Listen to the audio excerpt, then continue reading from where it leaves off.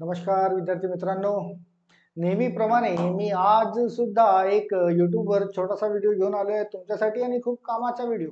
आणि तो व्हिडिओ कॅलेंडरवर आहे. कॅलेंडर म्हणजे कालमापन. कालमापन right? कोणतीही परीक्षा असो, लॉजिकल रिझनिंग मध्ये या कॅलेंडरवर प्रश्न तुम्हाला बघायला मिळतील. आणि आज मी तुम्हाला थोडक्यात थोडक्यात कोणत्याही तारखेचा वार कसा काढायचा असतो, कोणत्याही तारखेचा वार कसा काढायचा असतो त्याला तुम्हाला मी आज समजावून देणार आहे की त्यासाठी जर कुठलेही वार काढायचा असेल, जसा हा प्रश्न बघा, भारत देश कोणत्या दिवशी, दिवशी म्हणजे वार काढायचा आहे तुम्हाला. दिवस तारीख माहिती आहे सर्वांना, 15 ऑगस्ट 1947, लहान पोरापासून सर्वात मोठ्यापर्यंत. पण वार काढायचा आहे, वार कोणता दिवस होता त्या दिवशी तर स्वतंत्र झाला. आणि आजकाल रीट क्वेश्चन अशा पद्धतीचे तुम्हाला पडतात. यासाठी तुम्हाला एक कोड लक्षात ठेवावा लागेल. हा 12 अंकांचा कोड, हा जो दिसतोय ना 144025036 हा कशाचा आहे? महिन्यांचे कोड. याला काय म्हणतात? महिन्यांचे कोड. एका वर्षात असतात 12 महिने. म्हणजे हा जानेवारीचा, हा फेब्रुवारीचा, हा मार्चचा, हा एप्रिलचा, मेचा, जूनचा, जुलैचा, हा ऑगस्टचा, हा सप्टेंबरचा, हा ऑक्टोबरचा, हा नोव्हेंबर आणि हा डिसेंबरचा. हे कोड आहेत, राईट?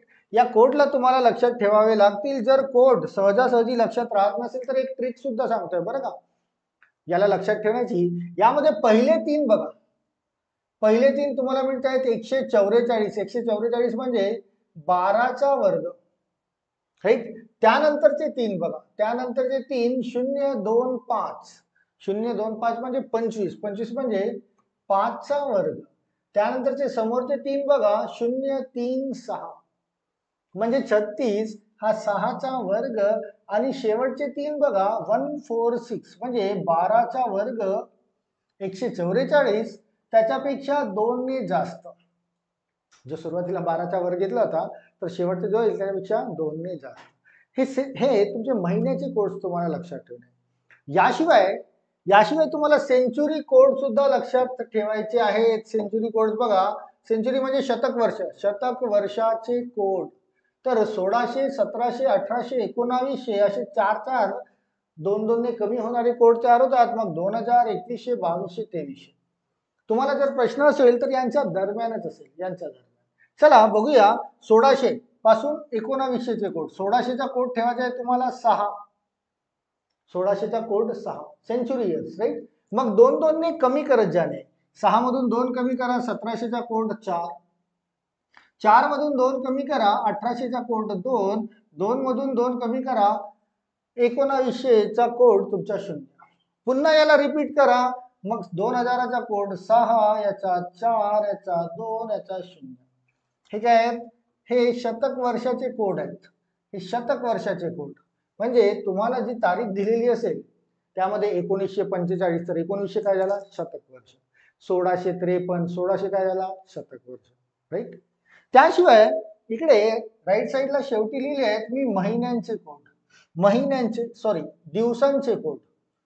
शेवटी काय लिहिले आहे इकडे राईट साईडला? दिवसांचे कोड. तर दिवसांचे कोड, रविवार असेल तर त्याचा कोड असायला पाहिजे 1. सोमवार असेल तर त्याचा कोड असायला पाहिजे 2. म्हणजे हे 1, 2, 3, 4 जे शेवटी शिल्लक राहील ना तुमचा, समजा 5 राहिले आहे शेवटी, तर तो कोणता दिवस असायला पाहिजे? गुरुवार. शुक्रवारचा कोड 6. शनिवारचा कोड 7 किंवा 0. 7 किंवा 0 हा शनिवारचा कोड. तसं आता समजा हा प्रश्न आहे तुमच्याकडे. हा प्रश्न आहे की भारत देश कोणत्या दिवशी, दिवशी म्हणजे वार काढायचा आहे, स्वतंत्र झाला. तुमच्या सर्वांना माहिती आहे की 15 ऑगस्ट 1947 तारीख माहिती आहे. आता या तारखेचा तुम्हाला काढायचा दिवस, तो कसा काढला जातो बरोबर समजून घ्या. की तारीख किती झाली आहे बघा, तारीख किती आहे? 15. लिहून घ्यायचे 15, राईट? त्यानंतर महिना आहे ऑगस्ट, तर ऑगस्टचा कोड शोधा. काय मिळतोय ऑगस्टचा कोड? 3. तर याच्या खाली लिहून घ्या 3, राईट? त्यानंतर शताब्दी आहे 1900ची. सेंचुरी कोणती आहे? 1900ची. तर 1900चा कोड किती आहे? 0. तो लिहिलाय. आणि त्या 1900च्या शताब्दीमध्ये 47 वर्ष समोर गेलेले आहेत. किती वर्ष समोर गेले आहेत? 47. तर 47 वर्ष समोर घेऊन घेऊया. आणि या 47 वर्षामध्ये लीप वर्ष येतीलच. प्रत्येक 4 वर्षानंतर लीप वर्ष येतो, तर या 47ला 4 ने भाग द्या. 4 एक 4 आणि काही शिल्लक नाही आणि 4 एक 4 म्हणजे 11 लीप वर्ष येतील. 47 पर्यंत जर लीप वर्ष काउंट केले तर 4च्या पटीमध्ये 4, 8, 12, 16 असे 44 पर्यंत लीप वर्ष येतील. आणि 44 पर्यंत किती लीप वर्ष येतील? तर 11 लीप वर्ष येतील. 11 याच्या खाली लिहून घ्या. 11 याच्या खाली लिहून घ्या. आता आपल्याला इतकं माहिती आहे की प्रत्येक 7 दिवसानंतर दिवस रिपीट होतात, राईट ना. प्रत्येक आठवड्यात 7 दिवस असतात, दिवस रिपीट होतात. तर 7 ने भाग देऊन शिल्लक लिहा. 7 ने 15ला भाग दिला तर किती शिल्लक? 1. 7चा भाग 3 मध्ये जात नाही तर इथे लिहूया 3. शून्य लिहिण्याची गरज नाही. 7 ने 47 मध्ये भाग दिला तर 7 सखम 42 आणि शिल्लक राहतील 5.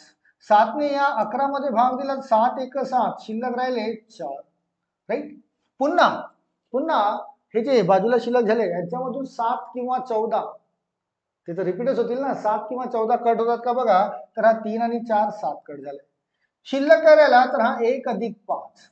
1 अधिक 5 म्हणजे काय तयार झालाय तुमचा? 6. 1 अधिक 5 हा तयार झालाय 6. 6 म्हणजे दिवसाचा कोड तयार झाला. दिवसामध्ये बघा 6 कोणता बोलताय? 6 बोलताय शुक्रवार. म्हणजे हा दिवस असायला पाहिजे शुक्रवार. म्हणजे भारत देश कोणत्या दिवशी स्वतंत्र झाला? तर तो दिवस होता शुक्रवार. हा दिवस आता तुम्हाला काढता आला पाहिजे. आजकालचे कॅलेंडरवरचे प्रश्न वार काढा याच्यावरच असतात, राईट. चला पुन्हा एखादा बघूया. हा थोडाफार डाऊट असेल तर पुन्हा समोरच्या प्रश्नाला कव्हर करूया. की असा प्रश्न बघण्यात आला होता एका परीक्षेमध्ये की UNO ची स्थापना कोणत्या दिवशी झाली? UNO ची स्थापना कोणत्या दिवशी झाली? दिवशी म्हणजे वार. तो वार विचारला होता. कोणता वार होता त्यावेळेस? तर यासाठी तर तुम्हाला आधी तर हे माहिती पाहिजे की UNO ची स्थापना ज्या दिवशी झाली त्याची तारीख, महिना आणि वर्ष काय होतं. वर्ष जर तुम्ही कॉम्पिटिटिव्ह स्पर्धा परीक्षेची तयारी करता तर 24 ऑक्टोबर 1945 या तारखेला झाली UNO ची स्थापना. हे तुम्हाला माहिती असेलच. आणि तो वार जर काढायचा असेल तर याला तुम्हाला आता वार मध्ये कन्वर्ट करणे आहे. तर 24 तारीख आहे, 24 लिहून घेतली आहे. ऑक्टोबरचा कोड शोधा इथून. ऑक्टोबर काय बोलताय? 1 लिहिला 1. 19वी सेंचुरी म्हणजे 0, राईट. 45 वर्ष समोर गेलेला आहे. आणि 45 पर्यंत लीप वर्ष काढायचे असतील तर 45 पर्यंत 44 पर्यंत 11 चौक 44 11 लीप वर्ष होतील, राईट. चला यांना फायनलाइज करू. 7 ने भाग देऊ. 7 त्रिक 21 किती शिल्लक राहिले? 3. 1 मध्ये भाग जात नाही, 1. शून्य लिहिण्याची गरज नाही. 7 सकम 42 3 शिल्लक. 7 एक 7 4 शिल्लक, राईट. तर 7 इथे कॅन्सल आउट करा. 4 आणि 3 7 कटले. 3 अधिक 1 किती? 4. 3 अधिक 1 4. 4 म्हणजे तुम्हाला दिवसाचा कोड मिळेल. 4 म्हणजे दिवसाचा कोड कोणता असायला पाहिजे? तो दिवस बुधवार. एकदम सहज पद्धतीने तुम्हाला काढता येईल. एकदा हे कोड डोक्यात फिट करून घ्या. 2-4 उदाहरणं तुम्ही सॉल्व्ह करून बघाल ना, परमनंटली फिट होते, राईट. चला समोर बघूया. जसा एक प्रश्न असा पण बघितला होता की महात्मा गांधीचा जन्म कोणत्या दिवशी झाला? असा पण प्रश्न होता. महात्मा गांधीजींचा जन्म कोणत्या दिवशी झाला? दिवस काढायला लावला तुम्हाला. इथे दिवस काढायचा आहे. चला दिवस काढूया. तारीख तर माहिती आहे सर्वांना. 2 ऑक्टोबर 1869, राईट. 2 ऑक्टोबर 1869 काढूया. तारीख किती आहे? 2 लिहिले. 2 ऑक्टोबरचा कोड बघा किती बोलताय? 1 लिहा 1. 1800 शताब्दी. आता 1800चा कोड किती बोलताय? 2. तर तो 2 लिहिला. 69 वर्ष समोर गेलेला आहे. 69 वर्ष. आता या 69 पर्यंत लीप वर्ष 68 पर्यंत येतील. 17 चौक 68, राईट ना. म्हणजे किती लीप वर्ष येतील? 17. 69 ला 4 ने भाग द्या. 17 पर्यंत भाग द्या तितके लीप वर्ष. तर 17 इथे लिहून घेऊया. चला फायनलाइज करूया. हा तर 2 आहे. हा 1 आहे, हा 2 आहे, याला 7 ने भाग द्या, 7 9 63, 69 मधून 63 गेले, 6 शिल्लक राहिले, याला 7 ने भाग द्या, 7 दुने 14, 3 शिल्लक राहिले. आता इथून पुन्हा 7 कॅन्सल आउट होतात का बघा, तर हा 6 आणि 1 7 कटला, पुन्हा 2 आणि 2 4 आणि 3 7 सर्व कटले, काय तयार झाला तुमचा शून्य. आता शून्य काय बोलतंय, शून्य बोलतंय शनिवार. 7 किंवा शून्य जर तयार होत असेल तर तो कोणता वार असायला पाहिजे, तो शनिवार असायला पाहिजे. म्हणजे महात्मा गांधीजींचा जन्म शनिवारी या दिवशी झाला. राईट. तुम्हाला तुमची डेट ऑफ बर्थ माहिती असेल, बट वार माहिती नसेल, काढता येईल तुमच्या फॅमिलीचे आई वडील किंवा पुन्हा इतर, यानुसार कोणत्या दिवशी त्यांचा जन्म झाला तुम्हाला काढता. बरं, 2-3 परीक्षामध्ये असंही बघण्यात आलेलं आहे की छत्रपती शिवाजी महाराज यांचा जन्म कोणत्या दिवशी झाला. छत्रपती शिवाजी महाराज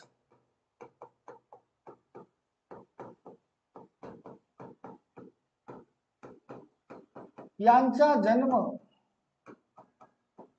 कोणत्या दिवशी झाला.